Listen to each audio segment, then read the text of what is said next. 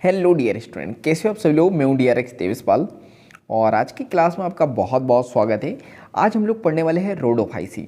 हम लोग जो चैप्टर पढ़ रहे हैं उसका नाम है वनस्पति जगत यानी कि प्लांट किंगडम। तो अगर आप नए स्टूडेंट हो और पहली क्लास आपने अटेंड नहीं की है तो आप अटेंड कर सकते हो, क्योंकि हम लोग जो है प्लांट जगत में भी पढ़ रहे हैं। क्या पढ़ रहे हैं? एल्गी। एल्गी का मतलब क्या? शैवाल। ठीक है, तो शैवाल के 3 टाइप होते हैं, क्लोरोफाइसी, फियोफाइसी, दोनों पढ़ चुके हैं। आज लास्ट हम लोग देखने वाले हैं रोडोफाइसी। उसके बाद जो है कवक जगत हो जाएगा ख़त्म। ठीक है, सॉरी हम लोग जो है आज शैवाल जगत जो हो जाएगा फिनिश। चलिए, तो हम लोग बात करते हैं नेक्स्ट। हो जाता है कन्फ्यूज़न। चलो तो देखो रोडोफाइसी की बात करते हैं। रोडोफाइसी जो है लाल शैवाल, इन्हीं को कहा जाता है। इनका लाल रंग जो है लाल वर्णक कौन सा होता है? यहाँ पे आर फाइको इरिथ्रिन के कारण है। ठीक है, किसके कारण होता है? फाइको इरिथ्रिन के कारण इसमें लाल रंग पाया जाता है, तो ये याद रखना। अधिकांश लाल शैवाल जो है समुद्र में पाए जाते हैं, तो ये याद रखना। इसके बाद इनकी बहुलता यानी ये बहुत ज़्यादा कहाँ देखने को मिलेंगे? समुद्र के गर्म क्षेत्र में ये अधिक देखने को मिलते हैं। ये पानी की सतह पर जहाँ अधिक प्रकाश होता है, तो ये याद रखना, प्रकाश अधिक होगा तो ये पानी की सतह पर देखने को मिलेंगे और वहाँ भी पाए जाते हैं, और समुद्री की गहराई में भी, और जहाँ प्रकाश कम होता है। तो ये याद रखना है आपको कि जहाँ पे प्रकाश जो है अधिक रहेगा तो ये पानी की सतह पर रहेंगे, और अगर प्रकाश कम है तो ये कहाँ रहेंगे? समुद्र की गहराई पे। ठीक है, इसके बाद लाल शैवाल की बात करते हैं। तो लाल शैवाल का लाल थैलस अधिकांशतः बहुकोशिक होता है। ठीक है, बहुकोशिक होता है यानी कि एक से ज़्यादा कोशिका होती है। थैलस का मतलब मैंने बता चुका हूँ, एक थैलीनुमी संरचना रहेंगे यानी थैलस के समान, झोले के समान, तो उसको हम लोग लाल थैलस कह देंगे। चलो, इसके बाद हम लोग बात करते हैं इनमें से। याद रखो, मैं थैला जो बोलता हूँ, झोला जो बोलता हूँ ना, आप समझाने के लिए बोलता हूँ। इसका मतलब ये नहीं कि आप किसी और टीचर को बोलो कि हमको देवस्थान ने तो बोला था कि ये झोले जैसा होता है। ठीक है, तो इनमें से कुछ की संरचना बड़ी जटिल होती है यानी बहुत कॉम्प्लेक्स होती है। और भोजन की बात करते हैं, वेरी इंपॉर्टेंट, ये याद रखना चाहिए आपको कि भोजन संचित किस में होता है। ठीक है, तो यहाँ पे फ्लोरिडियन स्टार्च के रूप में भोजन संचित होता है। और इस स्टार्च की रचना की बात करें तो एमाइलो प्रोटीन तथा ग्लाइकोप्रोटीन की होती है। किसकी? ये जो फ्लोरिडियन स्टार्च है, इसकी ये जो संचित करता है, इसकी रचना की बात करें तो इस स्टार्च की संरचना जो है या रचना एमाइलो प्रोटीन और ग्लाइकोप्रोटीन्स की ये होती है। इसमें कायिक जनन जब भी होगा तो विखंडन के द्वारा होगा। अलैंगिक जनन जब भी होगा तो ये अचल स्पोर यानी कि बिना चलने वाले। क्लियर है, ये याद रखना, ये चल नहीं सकते हैं। लैंगिक जनन में भी जो है अचल युग्मक होते हैं, तो ये मान के चलो कि इसमें जो है दोनों तीनों में जो है यहाँ पे अचल युग्मक होते हैं, चल नहीं सकते हैं। लैंगिक जनन विषम युग्मकी होता है। विषम युग्मकी का मतलब क्या होता है? मैंने बताया था आपको, विषम युग्मकी का मतलब यहाँ पे एक तो जो है मेल गेमेट छोटा एक छोटा होता है, एक बड़ा होता है, एक चल सकता है और एक नहीं चल सकता। क्लियर है, तो ये याद रखना।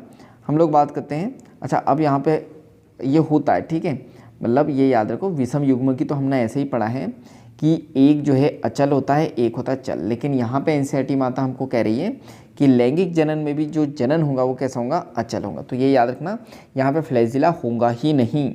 क्लियर है, इसके पश्चात यानी इसके बाद, तो जैसे ही ये हम लोग बात करते हैं ये करेंगे, इसके बाद में यहाँ पे निषेचनोत्तर, इसका मतलब क्या है? इसके बाद ये निषेचन करेगा और उसके बाद क्या करेगा? विकास करेगा। इसके सामान्य सदस्य की बात करते हैं तो पॉलीसाइफोनिया, ग्रेसिलेरिया, पोरफायरा और जेलेडियम इसके एग्जाम्पल आते हैं। 3.1। चलो चलते हम लोग, जो रेगुलर क्लास अटेंड कर रहे होंगे उन्हें पता होगा कि पढ़ाने का और पढ़ने का क्या सिस्टम है। चलो तो 3.1, तो 3.1 आया क्या? ये आ गया। चलो और आगे ये आ गया। तो क्या देखेंगे हम लोग? लाल शैवाल, एग्जाम्पल क्या है? पोरीफायरा और पॉलीसाइफोनिया। क्लियर है, तो चलो स का अ ये है। ठीक है, स का क्या है? पोरफायरा। तो यहाँ पे हम लोग बात करते हैं ये क्या है? प्रपर्ण, यानी इसी से जो है फोटोसिंथेसिस होंगे। तो कुछ इस टाइप से ये आकार देखने को मिलेगा। दूसरा हम लोग बात करते हैं पॉलीसाइफोनिया।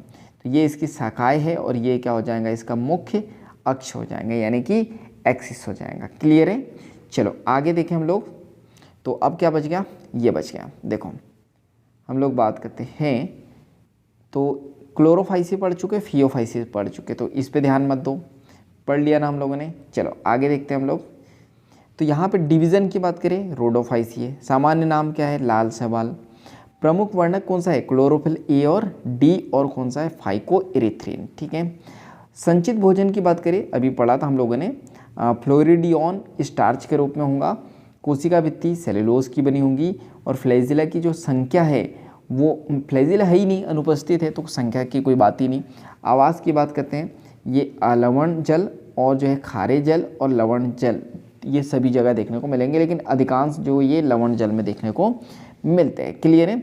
चलो तो यहाँ पे जो है हम लोग जो है ये क्लोरोफाइसी पढ़ चुके, फियोफाइसी पढ़ चुके, रोडोफाइसी पढ़ चुके। आगे क्या है, तो आगे क्या है, आगे है 3.2, यानी कि next topic, next category plant वनस्पति जगत की, वो है ब्रायोफाइटा।